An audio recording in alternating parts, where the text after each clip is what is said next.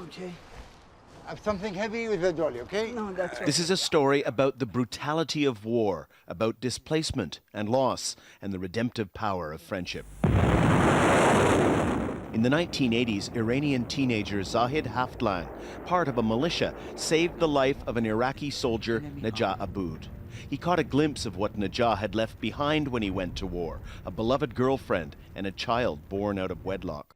Somehow, both men survived the conflict and spent time as prisoners of war. They each made their way to Vancouver, where they met, again, 20 years on, at a clinic for victims of torture. Zahid was there because he'd attempted suicide. Najah was distressed because all traces of his family had disappeared. The two men started shouting with joy and soon became, as they put it, closer than family. Cousin, I cannot say cousin. It's more than a cousin, more than a brother, more than a father, more than a son.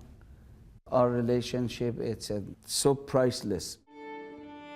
That story alone is remarkable, but there's much more to My Enemy, My Brother. A few years ago, Najah decided to go to Basra to try again to seek his lost family. Zahid, meanwhile, wanted to go back to see his estranged father in Tehran, who'd been diagnosed with terminal cancer. The two men eventually meet in Basra, each unable to fulfill their goals, but seeking each other's company. Amid intense sadness, the power of their friendship is obvious, even as they stand on the Iran-Iraq border and recall the battle that brought them together 30 years ago. It's a true story that seems like fiction, and for its Toronto-based director, it's about two men brought together, however improbably, by the country that gave them refuge. A story like this can only happen in Canada.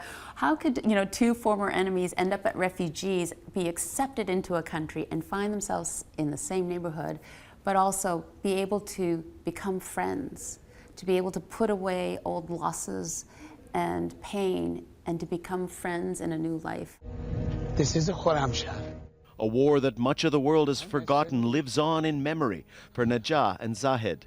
But amid the tragedies, disappointments, and loss, My Enemy, My Brother portrays a relationship that's perhaps as close and unlikely as any ever shown on film. Daniel Lack, Al Jazeera.